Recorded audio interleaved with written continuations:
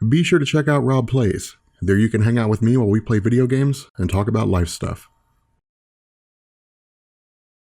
So because I'm going insane by making the same contrived videos on comic book characters and teams, I've decided to change things up a bit and experiment with a segment where I just rant about things.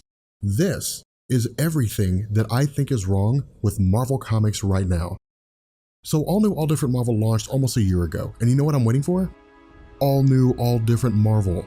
For those of you guys who were just now getting into comics, if you were reading the various websites around the internet devoted to geek culture, in the months prior to its launch, All New, All Different Marvel was being touted as a reboot on every page and in every speculation video. Sure, Marvel never actually came out and said reboot, but I don't think it's unreasonable for existing and potential fans to perceive this idea.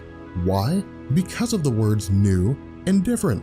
Looking at Webster's dictionary, new is defined as not existing before, made, introduced, or discovered recently or now for the first time. Different is defined as not the same as another or each other, unlike in nature, form, or quality. Putting these terms together, we get something that hasn't existed before and is not the same as something else. Considering that All New, All Different Marvel was coming out of Jonathan Hickman's Time Runs Out, which detailed the collapse of the multiverse leading into Secret Wars, which ended with Reed Richards, Franklin Richards, and Molecule Man recreating the multiverse, it seems reasonable to believe that All New, All Different Marvel was being built as a concept designed to reboot the entirety of its lineup in favor of something that hadn't existed before and by extension hadn't been seen before. The problem with this is that there's nothing all new or all different about Marvel Comics. Case in point, Amazing Spider-Man. This is Marvel's flagship Spider-Man title. It focuses on the life of Peter Parker, who exists as the head of Parker Industries and is one of the richest men in the world. Rounding out the title comes C-list villain turned C-list hero Hobie Brown, who acts out the role of Spider-Man whenever Peter Parker is not available, Max Modell, who's the former head of Horizon Labs and inspiration for Peter Parker, Anna Marconi, a brilliant woman with a diminutive stature who operates as one of Peter Parker's best employees and advisors, and Dr. Octopus, who resides within a robot's body. Now, if you're reading comics for the very first time, this is likely as new to you as any comic being picked up by anyone who had never read that particular comic before. But you may also find yourself asking questions like, why is Dr. Octopus in a robot's body? Why is Max Modell an inspiration for Peter Parker? What is Parker Industries and where did it come from? To answer this, we have to jump back before the launch of All New, All Different Marvel and read Superior Spider-Man, which literally introduced all of these characters for the first time. Instead of being all new or all different, the stories continue on from before Secret Wars as if nothing had happened. And this is not the only title like this. Carol Danvers was knocking boots with James Rhodes in the Enemy Within storyline from Captain Marvel Volume 8 before Secret Wars, which explains why she was so upset about him dying in the lead up to Civil War II. Thanos was thought to have been killed off during Secret Wars by Dr. Doom, but was actually hanging out in the space outside of the multiverse, apparently having been recreated by Reed Richards, and the conversation between Galactus and Molecule Man even goes as far as to voice Marvel's thought process that maybe it's a reboot, maybe it's not.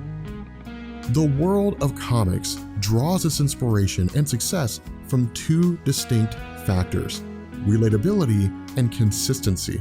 In 2012, Valiant Comics reintroduced Faith to their comic landscape as an overweight woman with the power of flight. Sure, she got flack for the premise, but Faith as a character was rooted in the idea of empowering men and women who had been made to feel inadequate over the course of their lives based on any number of factors, including their size, their intelligence, or their demeanor. Conversely, Marvel fans growing up in the 1990s loved the X-Men animated series because it had great stories, but also served as an easily accessible means of segueing into the otherwise confusing comic landscape at the time.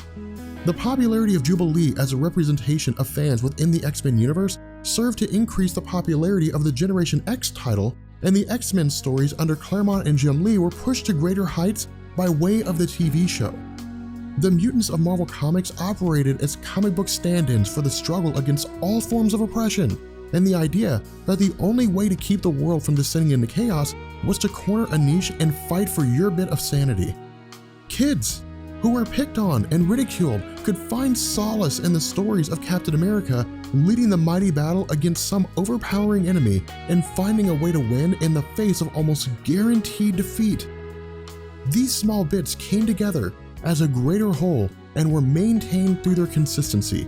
Yes, there were bad stories, and villains like Eunice the Untouchable were silly because he suffocated inside of his own force field, but the good outweighed the bad by leaps and bounds. For every terrible villain and every ridiculous plot, you had stories like Peter David's Incredible Hulk, which focused on Banner's relationship with his father and the abuse that Banner suffered as a child, which was the underlying current of why the Incredible Hulk persona manifested after the Gamma Bomb explosion in the first place. For every in-continuity story, you had out-of-continuity stories like Wolverine kills the Marvel Universe, where he's brainwashed by Hydra and the Hand, then goes on a killing spree, wiping out every single hero in existence. I don't know if it's a byproduct of changing markets, or because the success of the MCU has led to the inmates running the asylum, but the comic book arm of Marvel Entertainment has lost the relatability and consistency factors. Instead of focusing on good storytelling with a smaller number of titles, Marvel is now assembly lining their productions at a rate that boggles the mind.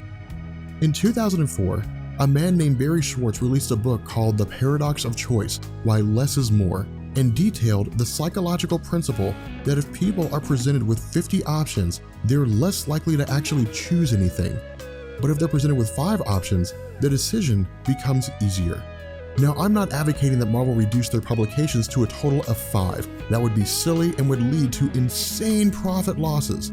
But the problem with throwing out so many publications over such a short amount of time without providing any measure of ongoing consistency, continuity, or relatability means that the comics themselves are released, measured, found wanting, and canceled before people even have a chance to understand what's going on. A perfect example of this is Al Ewing's Ultimates. Right now, the comic is selling 20,000 issues a month. It's on the border of being canceled, and what's worse, it's the best Marvel title you've never heard of. If you find yourself wandering around asking how the new universe relates to the old one, Ultimates will answer that. If you're curious about whether or not the cosmic entity still exists, Ultimates answers that. The problem is that with the exception of the participation in the battle against an extra-dimensional Celestial at the beginning of Civil War II, there's no mention of any kind about their place in the larger universe. With that being said, this is my 2 cents, this is my little rant. Let me know what you guys think. I'll catch you guys later. Peace.